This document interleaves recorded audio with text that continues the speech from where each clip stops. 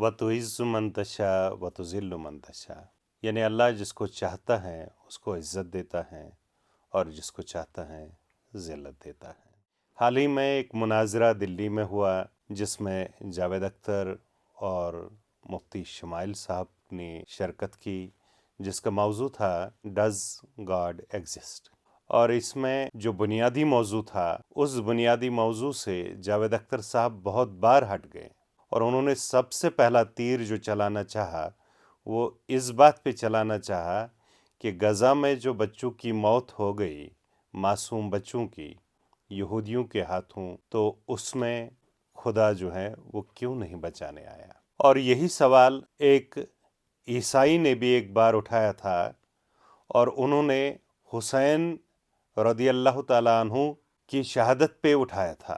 انہوں نے کسی عالم سے یہ سوال کیا تھا کہ اگر حضرت حسین علیہ السلام حضور پاک صلی اللہ علیہ وسلم کے نواسے تھے تو جب ان کو شہید کیا جا رہا تھا تو اللہ ان کو بچانے کیوں نہیں آیا؟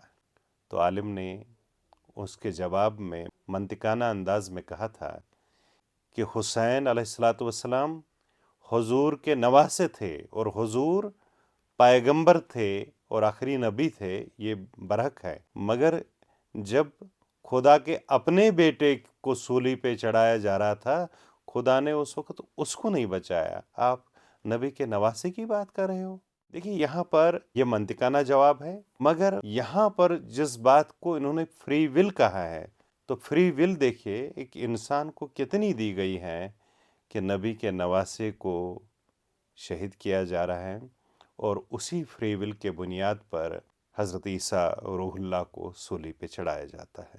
اور یہاں پر میں بات بتانا چاہتا ہوں کہ جو مارنے والے تھے یہودی، وہ بھی ایک خدا کو مانتے ہیں، اور اسی خدا کو مانتے ہیں جس کو مرنے والے یعنی مسلمان بھی مانتے ہیں۔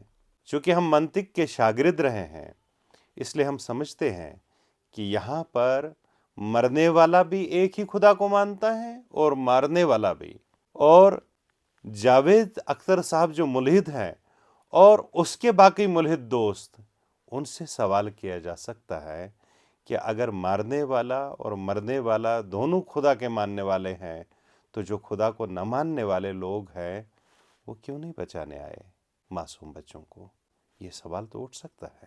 اور دوسری بات جو اس ڈیبیٹ میں نکل گئی وہ یہ تھی کہ بھئی فٹ بال کے گراؤنڈ میں کیوں نہیں اللہ تعالیٰ خود آتے ہیں اور مائک پہ بولتے ہیں کہ میں خدا ہوں؟ دیکھیں یہ خدا کی شان کے خلاف ہے۔ دیکھیں اگر ہم دیکھیں موسیٰ نے جب اللہ تعالیٰ سے یہی بات کہی تھی کہ میرے ساتھ آپ ہم کلام ہوتے ہیں تو مجھے اپنی تجلی دکھائیے، تو انہوں نے کہتے ہیں کہ جو سوئی کا جو چھید ہوتا ہے اس کے 100ویں حصے میں کوہ طور پہ ڈالا، اور کوہ طور وہ سور ہو گیا اور حضرت موسیٰ بے ہوش ہو گئے۔ تو کیا یہ خدا اور خدائی جو ہے آپ مذاق کے طور سے لے رہے ہیں؟ اور تیسری بات جو انہوں نے کہی کہ خدا اور ڈاکٹر کا جب کمپیئر کیا جا رہا تھا تو انہوں نے کہا کہ ڈاکٹر پڑھا لکھا ہوتا ہے، یعنی اس کا مطلب یہ ہوا کہ اللہ تعالیٰ پڑھے لکھے نہیں ہیں۔ سوال یہ ہے کہ ڈاکٹر کون سا پڑھا لکھا ہے؟ یہ تو وہی چیزیں پڑھتا ہے جو قدرت نے بنائی ہیں۔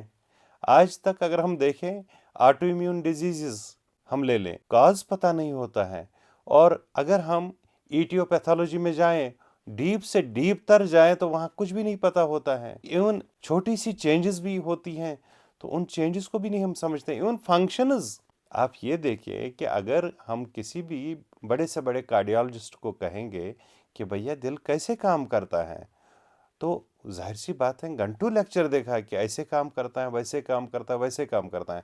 پھر اگر ہم اسی کو جو پڑھے لکھے ڈاکٹر صاحب ہیں جن کی ہم بات کر رہے ہیں یہ کہیں کہ دل کیوں کام کرتا ہے، تو اس کے پاس جواب نہیں ہوگا۔ دیکھیں اس پہ ہمیں جب جواب ملتا ہے وہ ہمیں تھیولوجی میں ملتا ہے، اور تھیولوجی کیا کہتی ہے؟ تھیولوجی کہتی ہے کہ دیر از اے پرپز، اور وہ پرپز بیسیکلی اسی گاڈ کا ہے جس کو آپ چیلنج کر رہے ہیں۔ دیکھیں آپ نے ایک بات اور کہی کہ نیچر میں کوئی انصاف نہیں ہے، تو ظاہر سی بات ہے بھئی یہ تو نیچر ہی ہے جو آپ اتنا خلاف بولتے ہیں خدا کے خلاف، اور پھر بھی آپ کو کھلی چھوٹ ہے، یہ فری ول نہیں ہے جو اللہ تعالیٰ نے آپ کو دی۔ اور ایک بات اور ہے، یہ نیچر ہی تو ہے جو آپ کو ابھی تک بچا رہا ہے، اور اس سٹیج پہ ابھی آپ کی 80 ایج ہے، اور اس ایج میں بھی آپ کے جب ہاتھ کانپ رہے ہیں، تب بھی نیچر آپ کے گردوں کو، آپ کے دماغ کو، آپ کے دوسرے اعضاء کو آپ کے لیے کام پہ لگایا ہے۔ اور جس دن نیچر یہ بند کر دے گا، اس دن آپ کیا کریں گے؟ دیکھیں، آپ نے جب بار بار جو ہے اس موضوع کو ادھر ادھر لینے کی کوشش کی، تو بار بار جو ہے احساس ہو گیا ہم جیسے لوگوں کو کہ آپ جو ہیں بنیادی موضوع پہ بات اس لیے نہیں کر رہے ہیں کہ آپ کو بنیاد جو ہے اپنے موضوع کی پتہ نہیں ہے، اور آپ ڈیفینڈ نہیں کر پاتے ہیں۔ آپ نے ایک بار یہ بھی کہا کہ جب بھی آپ کوئی دلیل دیتے ہیں تو آپ کو پھر خدا پہ ہی بریک کیوں لگتی ہیں؟ بھائی، اگر خدا پہ بریک نہیں لگائیں گے تو کہاں لگائیں گے؟ آپ بتائیے، کہاں پر ہے وہ بریکر جو آپ طے کرتے ہیں؟ اور دوسری بات کہ خدا کے موضوع پہ جو یہ بات چل رہی ہے، خدا اور خدا کے قوانین، دیکھیے، خدا اور خدا کے قوانین اس لیے ہیں کہ یہاں لوگ ڈسپلن میں رہے، یہاں لوگ اپنے اپنے حدود میں رہے۔ اگر ان حدود سے باہر نکل جائیں ہم لوگ، تو ظاہر سی بات ہے یہاں جرم انتہا تک پہنچ جائیں گے۔ یہاں ضبط نفس اگر کسی کا نہ ہوا تو پتہ نہیں کتنے قتل غارت کری ہوگی، اور کتنا ظلم ہوگا، اور کتنی ناانصافی ہوگی۔ یہ مذاہب ہی تو ہیں جنہوں نے ایک انسان کو اندر سے باندھ کے رکھا ہے۔ کہاں کھول دینا چاہتے ہیں آپ؟ کدھر لینا چاہتے ہیں آپ؟ میں آپ سے ایک سوال کرنا چاہتا ہوں، وہ یہ ہے کہ یہ چند دنوں کی زندگی ہے، اور اس چند دنوں کی زندگی میں اختتام تو ہونا ہی ہے۔ آپ کا خاتمہ ایمان پہ ہو سکتا ہے۔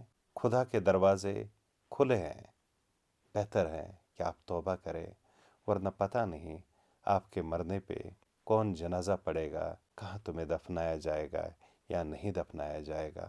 اور اس کے بعد جو ہم کہتے ہیں کہ فاتحہ کون پڑھے گا، کون تمہارے قبر پہ آ جائے گا، آپ نے اتنی بڑی غلطی کی کہ اگر ہم جیسے لوگ کبھی کوئی غلطی کر بھی لیتے ہیں تو ہم اس کو چھپا دیتے ہیں۔ اس لیے چھپاتے ہیں کہ ہم سمجھتے ہیں کہ یہ غلطی جو ہے میں اور میرے خدا کے بیچ میں ہے، اور ہو سکتا ہے کہ خدا معاف کرے، مگر آپ نے کروڑوں انسانوں کو گواہ بنایا اپنی غلطیوں کا۔ اور جب محشر کھڑا ہوگا اور تب یہ کروڑوں انسان آپ کا تماشا دیکھیں گے، تب آپ کیا کہیں گے؟ آج کے لیے اتنا، شکریہ، السلام علیکم۔